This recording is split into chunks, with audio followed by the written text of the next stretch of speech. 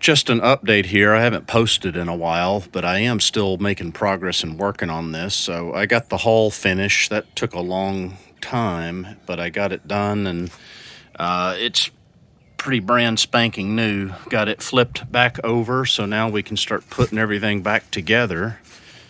I'm going to put this tank in. I've been debating about working on the steering first or getting the tank in, but it's probably better to put the tank in and then put the steering on at once.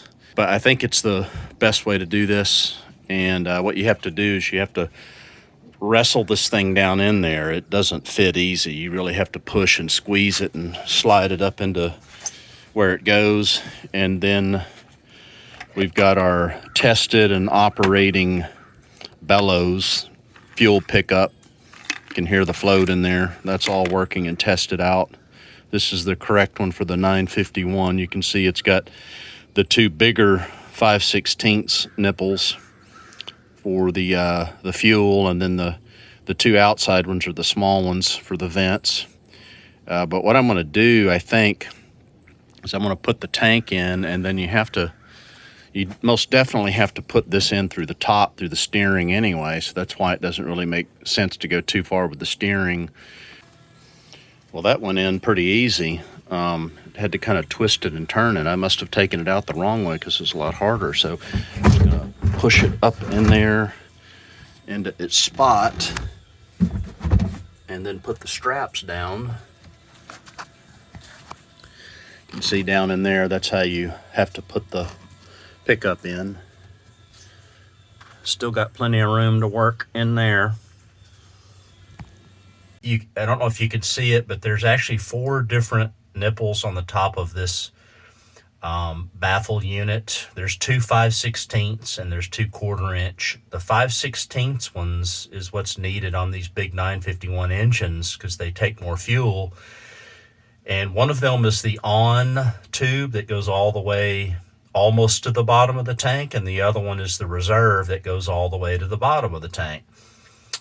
That's the 2 fuel delivery nipples, and the other 2, one of them is a vent, and the other one is the return. One of those vents actually goes out to the side up in here. Right at the tip of that little white thing there is an out fitting. If I go look at the outside of the ski, that right there. Talk about that in a second. And then the other place where one of the vent fittings goes is right here. And it's important which one goes where. So one of those fittings, what happens is off of the vent nipple, off of that baffle, it tees, and one part of the tee goes to a one-way end valve, which goes here. And all it does is when the tank has negative pressure in it, it lets a little bit of air get sucked in so it doesn't create vacuum inside the tank. And then the other one is the outfitting that I showed you. Where is it? There. Right there. Okay, so what we need here is we've got some 5/16 ordinary automotive rubber fuel line, which is the best that you can use. You don't need to get any special expensive fuel line. And then I've also got 1/4 inch. And then this is our fuel selector. And notice these are all 5/16. So those 2 large nipples on the baffle will go to either side of this. Doesn't really matter which side. And then this is the output of that.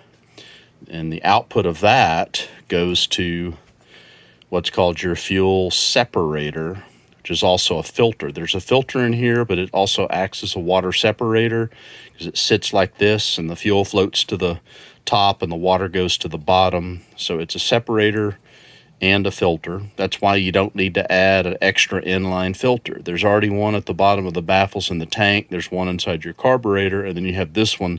You don't need a 4th filter. You do need to make sure that this doesn't leak, though. I might replace this one, but I tested it. You can hold your thumb over one of these and suck on the other one, and if it holds pressure for 10 seconds, you're good to go. No need to replace those. But anyway, from the selector connects to your separator, and then it's marked with arrows so you know which way it goes. And then, you know, this arrow is going back to the carburetor.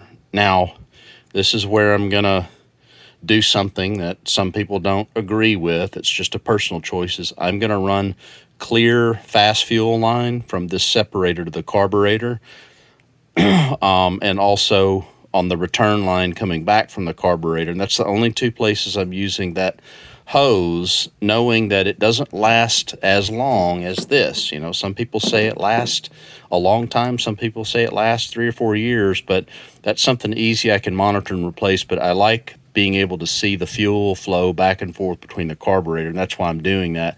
Everywhere else, I'm going to use the ordinary black rubber fuel hose so that I don't ever have to replace this again. Here's the T that we're going to tee our 1/4 inch line for the vents, and then here's our new valves. You know, this is the one-way pop-off valve, and this is what the one-way in valve looks like, pretty standard. And then this is what the one-way in valve looks like with the little rubber grommet on it. And I need that because it's the same valve. I could just pull this rubber piece off here, but I need this because it's got to stick through this little hole right here. So this is what it looks like with everything cut and rough fitted. There's no clamps on it yet, but you know, we've got our selector valve, and it's got the two. Those go to the tank. Purple areas where the baffle comes out of the tank. So 2 inputs from the tank for reserve and main, and then the output of that goes to our selector, and that open nipple there is what's going to go to the carb. And then we've got our T that's coming off of the vent for the tank. That's the 3rd nipple from the tank. This goes to the front of the ski for the intake vent, one-way in, and then this goes to the outside of the ski below the rail for the pop-off one-way out. Okay, we went ahead and put our hoses on our parts here as best we could. This is the fuel selector. You can see I got the Eddiker clamps on there. Those are all crimped down. I also went ahead and did the connection to the water separator, fuel filter. It's easier to do all of this stuff outside of the ski as much as you can so that when you put it in, it's less work. It's kind of the same thing with the T here for the vent. You know, I went ahead and even clamped the one-way valves on either end like that. So those are good. This is what they look like. This is an Eddiker clamp, also called an ear clamp. You always want to use stainless steel for marine equipment like this, but the important thing to notice is on the inside, the sleeves are very smooth so that when it crimps down, you basically have a crimping tool, this thing, and you crimp down this top edge and it squeezes. You can only go so far, so you have to make sure you get the right size clamp, but it squeezes down in a way that's very uniform and smooth, so you got a good circular squeeze down on your joint. If you use something like this, you know, you're kind of hedging your bets because they don't always squeeze down in a round circle. You know, sometimes they squeeze in an oval or egg shape and even cut into the rubber. So I don't like to use these. A lot of us don't like to use these. We prefer the Eddiker clamps.